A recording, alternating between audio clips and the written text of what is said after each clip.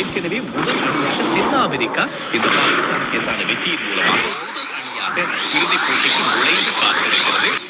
இப்போதைக்கு எந்த அணிக்கு வாய்ப்பு என்கின்ற அதிகமான வாய்ப்புகள் தெரிந்து கொண்டிருக்கிறது. ஆஸ்திரேலியா இறுதிக்கு எதிராகவும் விளையாடுகிறது. எல்லாவற்றையும் சுற்றி பார்க்கும்போது இந்தியாவுக்கான வாய்ப்பு கொஞ்சம் குறைந்திருக்கிறது. இந்த போட்டியினுடைய தோல்வி மூலமாக ஆஸ்திரேலியாவுக்கு 184 ஓட்டங்களால் வெற்றி கிடைத்தது. ஆஸ்திரேலியா 474 ஓட்டங்களை முதல் இன்னிங்ஸில் கொண்ட இந்தியா 369 ஓட்டங்கள். ஆஸ்திரேலியா இரண்டாவது இன்னிங்ஸிலே 234 ஓட்டங்களுக்கு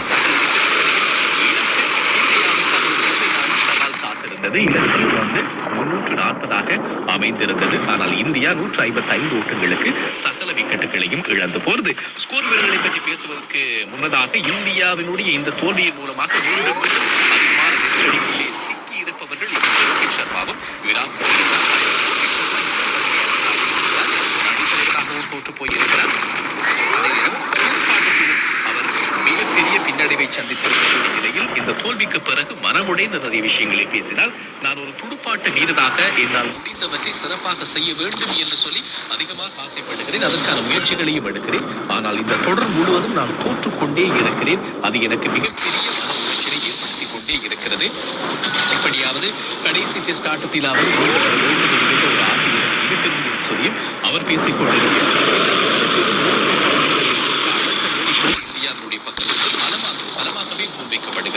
ஆகவே என்ன நடக்கும் இந்த கடைசி டெஸ்ட் ஆட்டத்திற்கு முன்னதாகவே பல விஷயங்கள் நடந்து வரும்போதுதான் தெரிகிறது. அழுத்தங்களையும் தாண்டி இந்த இரண்டு பேரும் வெளியே வருவார்களா என்பது கேள்வியும் இருக்கிறது. இந்த தொடரை பொறுத்த வரைக்கும் ஒரு சிலரை தவிர மற்றவர்கள் எல்லாரும் தாக்கப்பட்டுக் கொண்டே இருக்கிறார்கள். குறிப்பாக மறுபக்கத்தில் பந்துவீச்சினுடைய பக்கம் கொண்டாடப்படுகிறார். மிகச்சிறப்பாகவே தொடர் முழுவதும் அவர் செயல்பட்டுக் கொண்டே இருக்கிறார். முதல் ஒரு அணித்தலைவர் என்கின்ற அடிப்படையிலும் பும்ராவினுடைய பக்கம் காற்று அடித்துக் கொண்டே இருக்கிறது. ஆனால் எல்லாருமே கொஞ்சம் சிக்கலில் மாற்ற வேண்டிய ஒரு நிலைமைதான் இருக்கிறது. அதுவும் மிக முக்கியமான வீரர்கள் என்ற அடிப்படையில். ஆகவே இந்த வெற்றியின் மூலமாக இப்போது இந்த வேர்ல்ட் டெஸ்ட் சாம்பியன்ஷிப் போட்டிகளுக்கான புள்ளி பட்டியலையும் உங்களுக்கு மீண்டும் ஞாபகப்படுத்துகிறேன். சதவீதம் அதிகரித்திருக்கிறது. இரண்டாவது இடம் இந்தியா 3வது இடத்திலும், நியூசிலாந்து 4வது இடத்திலும், இலங்கை 5வது இடத்திலும், இங்கிலாந்து 6வது இடத்திலும், பங்களாதேஷ் 7வது இடத்திலும், பாகிஸ்தான் 8வது இடத்திலும், மேற்கிந்திய தீவுகள் 9வது இடத்திலும் இருக்கின்றன. ஆகவே கடுமையான போட்டிகள் இருக்கிறது. இந்த ஆஸ்திரேலியாவா இந்தியாவா இலங்கையா என்கின்ற குழப்பம் நீடித்துக் கொண்டே இருக்கிறது. தென்னாப்பிரிக்கா மட்டும்தான் தங்களுக்கான இடத்தை இப்போது உறுதிப்படுத்தி இருக்கிறது என்பதையும் ஞாபகப்படுத்துகிறேன். ஆகவே இந்த ஆஸ்திரேலியா மற்றும் இந்திய அணிகள் மோதி முடித்த போட்டி பற்றிய செய்திகளை தாண்டி மறுபக்கத்தில் ஜிம்பாப்வே மற்றும் ஆப்கானிஸ்தான் அணிகள் மோதுகிற இந்த முதலாவது டெஸ்ட் போட்டியில் குவிக்கப்படுகின்ற ஓட்டங்களை பார்க்கின்ற போது கொஞ்சம் ஆச்சரியமாகவே இருக்கிறது. காரணம், ஜிம்பாப்வே தன்னுடைய பங்குக்கு முதல் இன்னிங்ஸிலே 586 ஓட்டங்கள், ஆப்கானிஸ்தான் 699 ஓட்டங்கள் என்று சொல்லி வரலாற்றிலே இடம் பிடித்தது. இதிலே 2 இரட்டை சதங்களும் அடங்கி இருந்தது என்பதுதான் இன்னும் சிறப்பான விஷயம். ஆகவே 5வது நாள் ஆட்டம் இடம்பெற்றுக் கொண்டிருக்கிறது. சொன்னது போலவே ஆட்டம் வெற்றி தோல்வியற்ற முடிவை நோக்கித்தான் நகரும் என்று சொல்லி எதிர்பார்த்தோம். அதுதான் நடந்து கொண்டிருக்கிறது.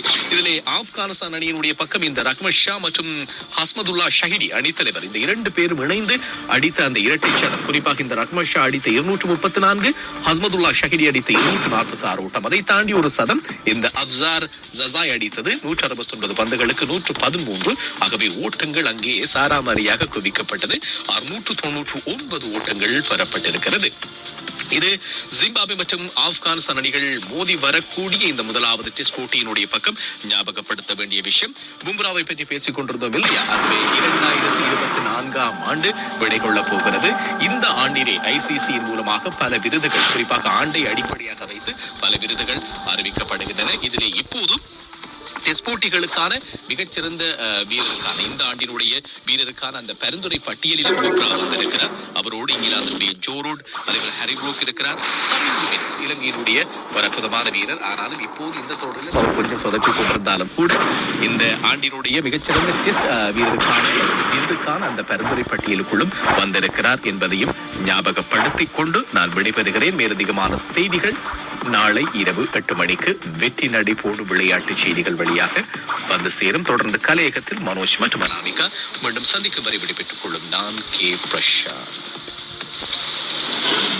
8 திக்கும் தொட்டு வரும் முதல்வன் சூரியன் அலைகளில் உண்மையை தேடி ஆராய்ந்து முழு விவரங்களாய் சூடு தணியாமல் சுடச்சுட அத்தனை விளையாட்டு செய்திகளையும் மொத்தமாய் சொல்ல வருகிறது சூரியனின் வெற்றி நடை போடும் விளையாட்டு செய்திகள்.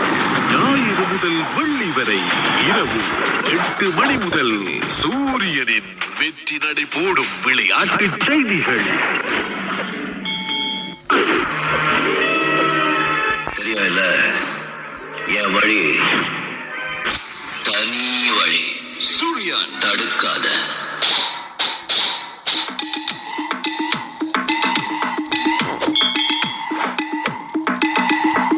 உன் சைடுல ஃபால்ட்ட வச்சு நீ என்ன பார்த்து முறையிற? நான் ஃபுல் ஸ்பீட்ல பேச வந்தா ஏன்டா ஒட்டி ஒளியிற? அதேதான் அப்படியே புடிச்சுக்கோ. உன் சைடுல ஃபால்ட்ட வச்சு நீ என்ன பார்த்து முறையிற? நான் ஃபுல் ஸ்பீட்ல பேச வந்தா ஏன்டா ஒட்டி ஒளியிற? 4 வால்ஸுக்குள்ள மட்டும் ரூல்ஸ் பேசி நடிகிற. நான் அதே ரூல்ஸ ரோட்ல பேசினா ஏன்டா வந்து கொலைகிற?